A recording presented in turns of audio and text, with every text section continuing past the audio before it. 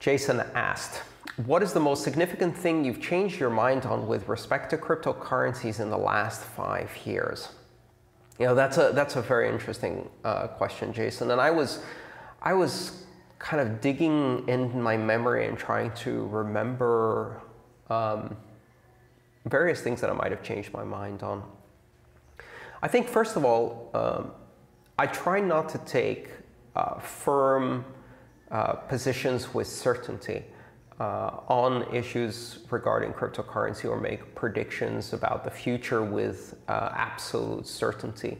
I think absolute certainty is the behavior of a fool, really, especially in a technology like this that is moving so fast and where changes are happening in highly unanticipated ways. I think it takes a lot of, how do I put this?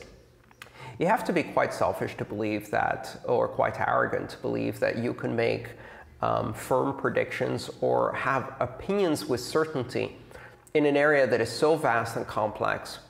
So I try to be flexible. I try to realize that there's more that I don't know about this space than I do know. And I'm always willing to change my mind. And I've often been wrong about things. I thought that fees were going to be low or near free forever. I didn't anticipate that we'd see as much centralization in the chip manufacturing side of mining. I was a bit surprised by that.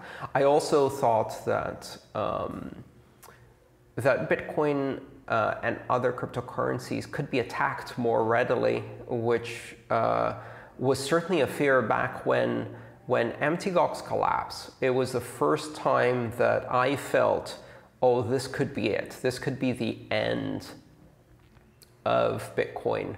We'll have to start over. We'll have to reboot it and start again. This could really kill Bitcoin. I mean, keep in mind, at the time, it was really the only exchange that represented 80% of the volume, and it went down in such a spectacular way. So that time I was scared. Ironically, I'm not so easily scared anymore. I think I had underestimated how resilient this technology is and how strong it is and how hard it is to take it down. I also underestimated how fragmented the community could get, how much trolling and bitterness and personal vendettas and things like that and egos could become in this space. The debate really surprised me with the amount of bitterness and vitriol and passion behind it.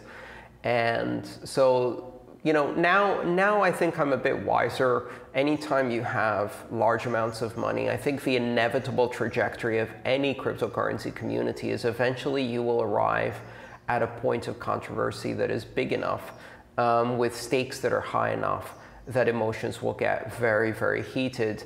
And some people do not act in good faith. Some people will act in self-interest. I also believe that that's one of the ways that outsiders have tried to attack this system, by attacking the community and creating drama on purpose. It's a classic technique used against grassroots movement.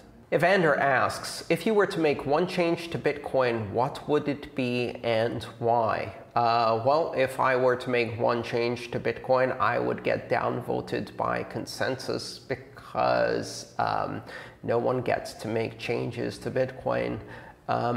But I think that what I'd like to see is more implementation of privacy features. But I think these changes are already happening. So I don't really think there's anything that I would change in Bitcoin from the original design. I think it would be hubris to think I can do it better. Every month, every week almost, somebody comes along with, hey, I'm new to Bitcoin, I just found out about it, and I already have ideas on how to make it better. So I created Xcoin, and Xcoin is the next Bitcoin. You know what? There's been a next Bitcoin every year since the beginning of Bitcoin, and Bitcoin's still the next Bitcoin. And there's a reason for that.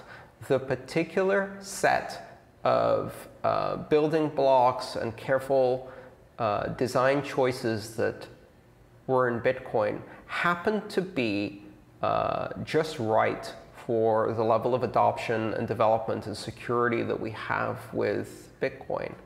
And trying to improve on that is a fool's game, I think. There are many experts who are suggesting some, I think, interesting and relevant improvements, primarily in the area of privacy, which is an area that definitely can be improved.